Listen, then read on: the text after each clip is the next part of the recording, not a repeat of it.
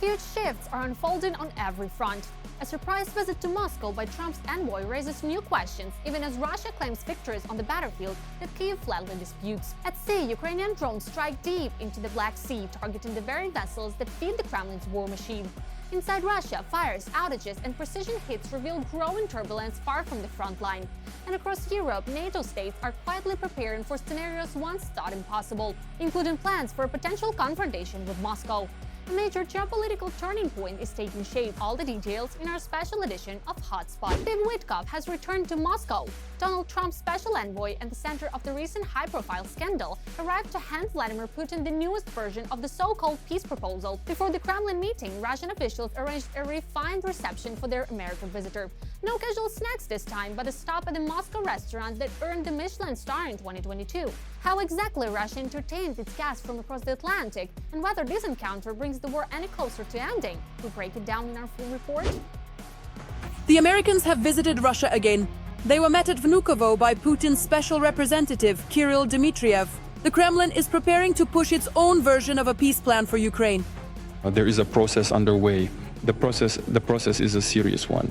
Just now, Putin said that he would inform Lukashenko about how things stand on this track.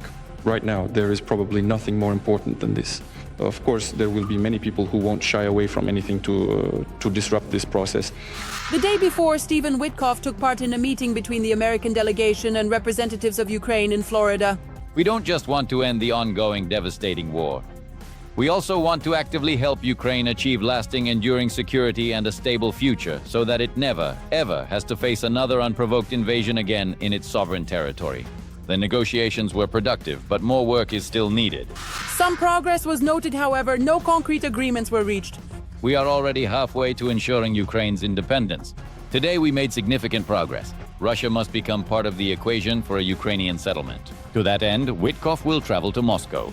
American journalists are speculating that this time, Trump has sent an unusual team of negotiators to Russia, Stephen Witkoff and Jared Kushner. While the Trump administration is hastily and urgently seeking to conclude a comprehensive peace agreement to effectively end the protracted war in Ukraine, President Donald Trump is simultaneously sending two of his most senior and experienced top diplomats to Moscow for crucial discussions. They are his former business partner and his son-in-law, and neither of them has been confirmed by Senate lawmakers. Rumor has it in the White House that with this move, Trump is showing his preference for personal diplomacy over bureaucracy. The U.S. president believes that it is Witkoff and Kushner who are supposedly capable of closing the deal. Since the Moscow authorities are justifiably proud of what they have accomplished for the development of the capital in recent times. Who is the negotiator on the Russian side? Putin himself spoke about this. When we actually sit down at the negotiating table and begin to seriously and specifically discuss each of the proposed points for discussion, on our side, the Ministry of Foreign Affairs is involved, and from the administration, it's Vladimir Rostislavovich Medinsky, the presidential aide. He has been handling this from the very beginning. That's right. Well, for current matters, in order to organize all this work, I have also involved my aide, Yuri Viktorovich Ushakov. He is in contact with his American counterparts, but he can't do all of this alone. This should be handled by the Ministry of Foreign Affairs and partly by the presidential administration as well. After all, this is a large, very complex set of issues that need to be discussed, formalized, properly drafted, and all the details need to be clarified. At the press conference, the Kremlin dictator stated that one of the key topics would be the status of Crimea and Donbas. Then he got even more inspired and blurted out, "The Russian Federation is ready to go to war with Europe." We are not planning to go to war with Europe. I've already said this 100 times. But if Europe suddenly wants to fight us and starts a war, we are ready right now. Before Witkoff's negotiations in Moscow about the peace plan, Ukrainian President Volodymyr Zelensky stated that the issue of territories is the most difficult one. I'll be frank, the territorial issue is the most difficult one. The issue of money and reconstruction, in my opinion, and I'm speaking honestly, of course, without the presence of European partners, is not easy and is difficult to resolve because the money is in Europe.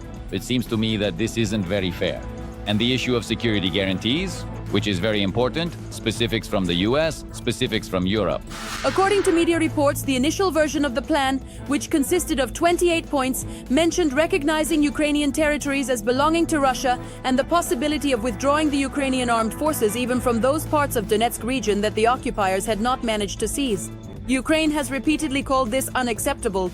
European allies of Ukraine have also opposed such steps. The visit of the American envoys to discuss peace is already the sixth one. The previous visit was at the end of summer. At that time, the meeting took place against the backdrop of an ultimatum that Donald Trump issued to the Kremlin. Disappointed by the lack of progress in resolving the war in Ukraine, the head of the White House first gave Putin 50 days, then 10, to achieve a ceasefire.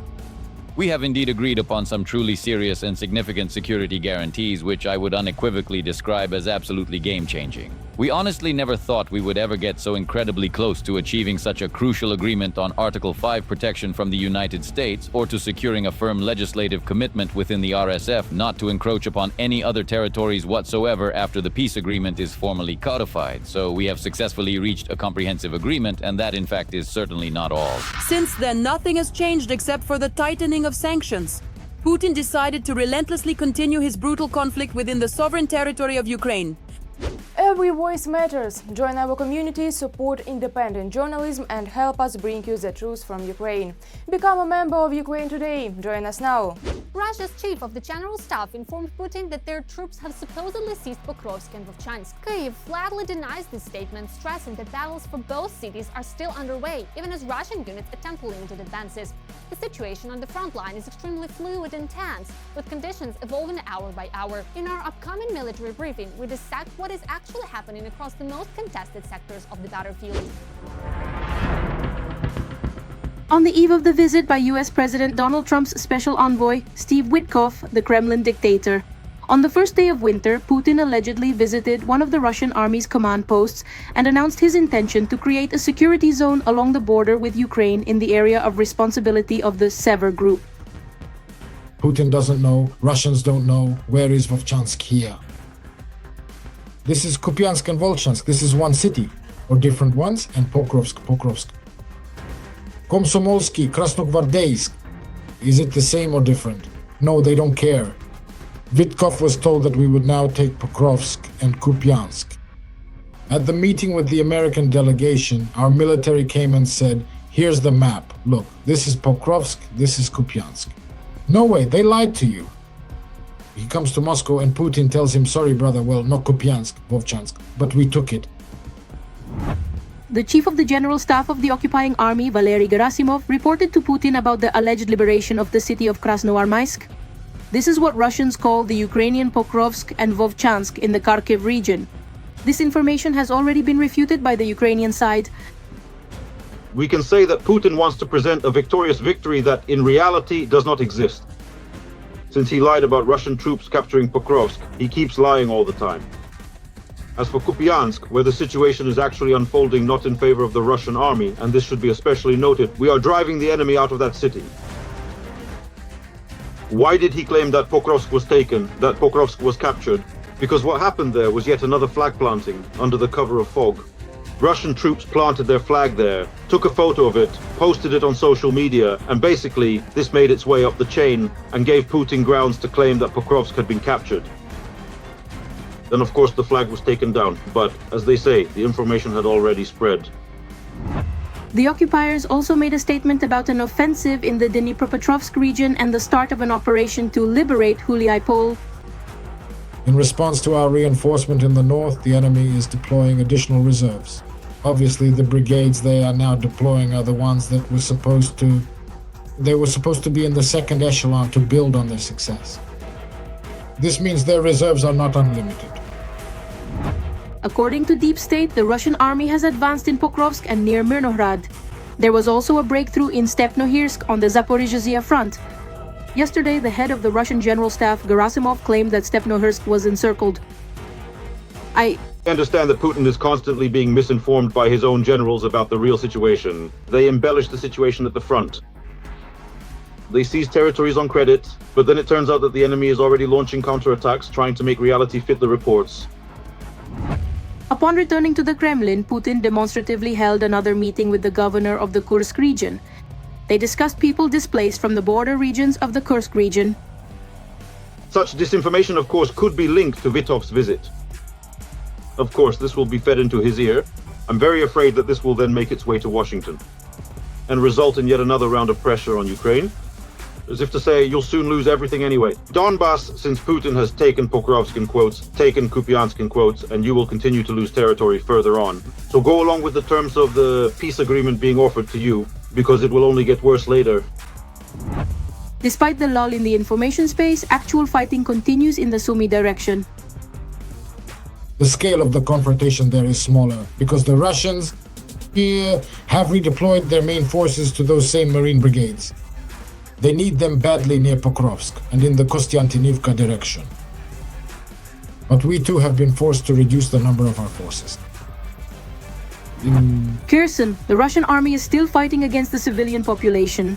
There, the occupiers hunt down every unarmed person who can't escape from a drone or a KAB bomb.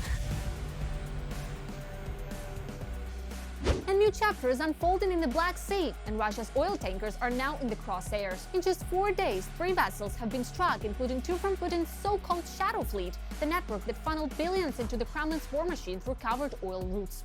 Ukraine's naval drones forces are intensifying pressure on Russia's critical logistics, turning the Black Sea into the theater of precise long-range attacks. Who is orchestrating these operations and how they are being executed near Turkey's coastline? We break down in our upcoming report. It seems that the Black Sea is no longer safe for Russian ships. Another tanker from Russia's so-called shadow fleet was attacked 80 miles off the coast of Turkey. The Medvolga II was en route from Russia to Georgia. There were 13 crew members on board, and according to Ankara, no one was injured. According to Turkey's Ministry of Transport, the damaged but still operational Medvolga II is now heading towards Sinop and is not requesting assistance.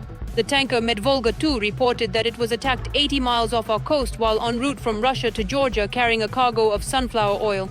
Ministry of Transport and Infrastructure of Turkey.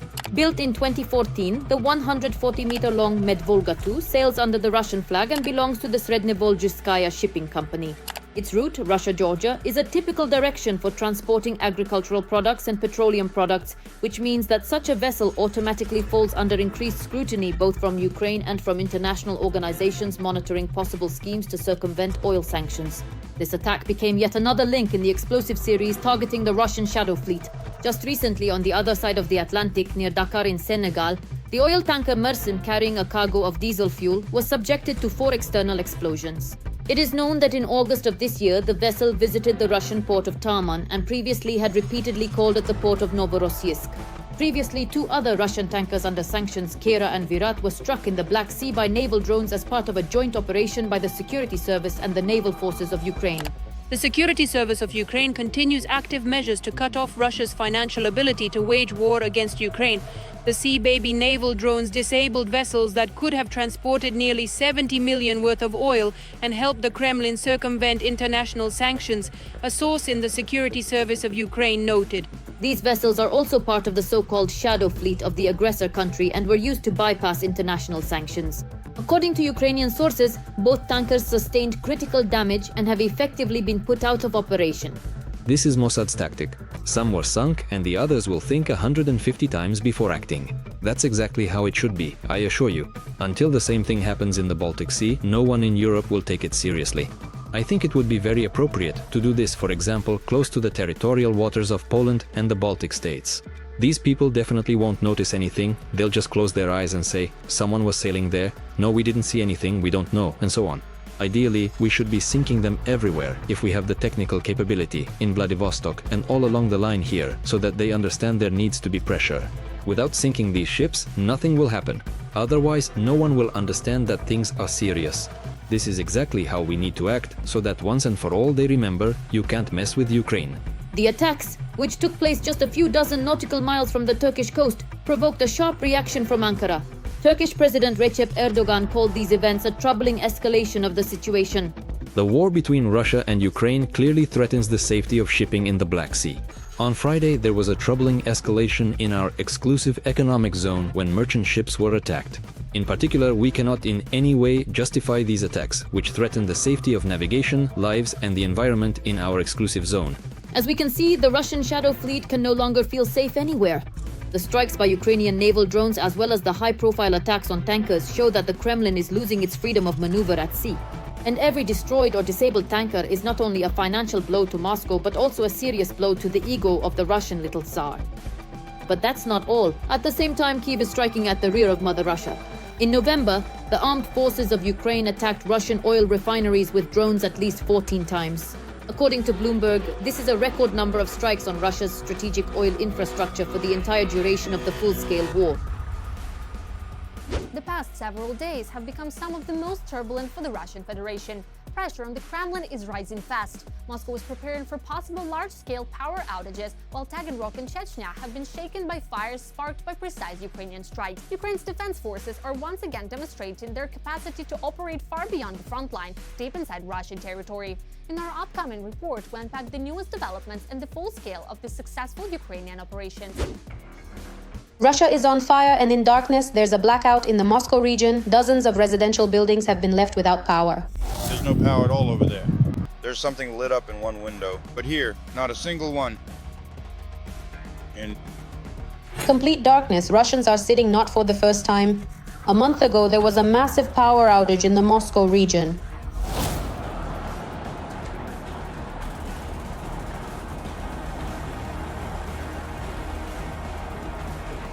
Well, the good drones did a thorough job, although the occupation authorities, of course, deny it. Essentially, this is a gradual disconnection of Moscow from the power supply. This won't happen today or tomorrow or even in a week, maybe unfortunately not even by New Year's.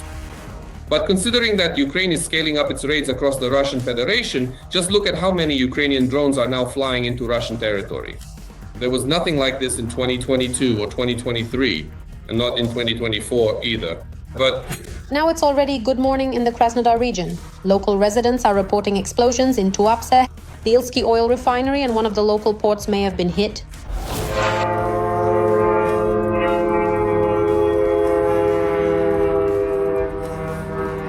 Oh, it blinked, I saw it. The west. Is that it? And at night, drones set the oil depot in the Oriel region on fire. Now even the massive chemical plant is burning fiercely. I truly do not know what that particular situation is. Oh, really, this is quite concerning and unexpected. See, it's blazing. And this is the standard way to start the day or end the evening in Russia. What once seemed very far away is becoming more and more realistic. the year 2025. This is a record year for the number of drone strikes on the territory of the Russian Federation. In addition to drones, missiles are now starting to arrive as well. These include small-sized missiles like the Peklo, as well as, for example, the long-range Neptune, the extended Neptune DM. There are also Flamingo missiles. Chechnya has also come under the crosshairs of UAVs. Local residents report that as a result of the attack, an FSB building was damaged and a unit base was also shelled. Ahmad in Gudermes.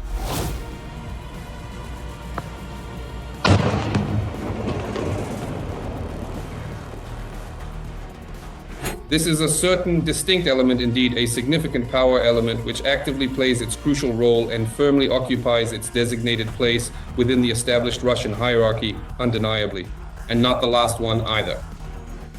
Destruction, humiliation, and devastation are very important for this particular direction. We will find each and every one of them, and this is a very important message. So that every Kadyrovite who came to Ukraine understands that one way or another we find Russian generals, eliminate them, blow them up. An ordinary Kadyrovite will simply be smeared against the wall by another drone. And we'll even send him a package from Nova Poshta with a piece of salo. Let us recall that on the night of November 25th, Ukraine attacked the Boriv aircraft repair plant in Taganrog, which is capable of modernizing and servicing two 95MS aircraft. As a result, the occupiers lost the ability to further operate this aviation. As a result of the strike, two aircraft, the A-60 and the A-100LL, were destroyed. Truly unique aircraft were destroyed in Taganrog, ones that Russia will never be able to produce again. Moreover, these planes were originally laid down back in the Soviet Union era. The A-60 was a long-term project that was supposed to be a flying laser weapon. It was meant to be a kind of threat to the American space program. But it was never brought to any kind of operational state. The destruction of this aircraft essentially puts an end to the entire aviation laser program of the Russian Federation. As of today, with the destruction of the A-100LL aircraft, Russia simply loses the ability to continue these testing phases or to create anything new. Although, to be honest, the A-100, the new generation of the A-50, was already technically and technologically outdated compared to its Western counterparts. This is just a small part of where, lately, UAVs have been flying in, striking military and critical infrastructure targets on Russian territory. Of course, after every attack, the Russian Ministry of Defense reports that most of the UAVs were shot down. But for some reason, after the phrase "all targets have been eliminated," dozens of videos showing fires appear in Russian Telegram channels. The reason is obvious: poor air defense performance. Russia has always had problems with air defense. The Soviet Union did not. Completely. Sealed off the airspace. The Soviet Union always had far more capabilities in this regard. As a direct and significant result, Russia consequently inherited a truly vast and expansive territory, along with a considerably large airspace that unfortunately contained many significant blind spots and numerous critical gaps, through which, of course, various hostile strike assets could potentially fly unimpeded. Automated control systems have already brought a blackout closer in the southern part of Russia, so Putin's capital could also soon be plunged into complete darkness. Russia is intensifying its hybrid pressure on NATO countries, pushing Europe to take steps that would have seemed unimaginable not long ago. Several European governments are now openly preparing for potential retaliation scenarios, and Germany, as reported by the Wall Street Journal, have even prepared a classified 1,200-page plan detailing how the country should prepare for a possible confrontation with Russia. All the crucial insights coming up next. Europe is preparing to respond to Russia's attacks. MEPs propose to defend themselves together, learn from Ukraine, and tighten sanctions against Russia and Belarus. This is what they claim in Deutsche Welle. You have to speak to Russia in its own language. Russia only understands the language of force. That's why Russia has excellent relations with Turkey, despite the fact that Turkey shot down its plane and didn't say it was a mistake. They apologized for what they did, but at the same time made it clear, we warned you. A day later, Politico also reported that Europe is considering retaliatory measures against Russia. As of now, I think it's still unfortunately too early to talk about any more serious response from Europe. Even though it's obvious that aggression against Europe from the Russian Federation has been going on for a long time, and Russian drones or drones that take off in Europe, most likely launched by people connected to the Russian Federation, are flying in. Europe, as a collective entity, is still not psychologically prepared or truly ready to resort to, let's say, the overt use of forceful military mechanisms of pressure and coercion. This reluctance is deeply ingrained.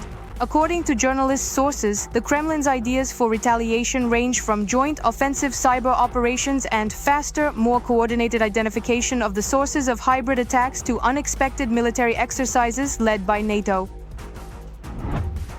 According to the Wall Street Journal's description, Germany's plan appears to be more concrete. The country has developed a secret plan to prepare for a possible war with Russia.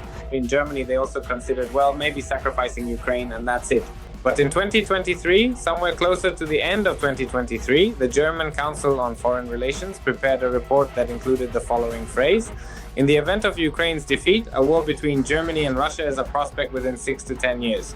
In other words, it's not that the war is cancelled. The war might be postponed, but over a longer period, it will still happen. Later on in Germany, they said that no, it won't be 6 to 10 years. The war could start in as little as a year. In just over 2 years, the Germans created a document that provides for the deployment of up to 800,000 NATO troops, including units from Germany and the United States, to the eastern hypothetical front line.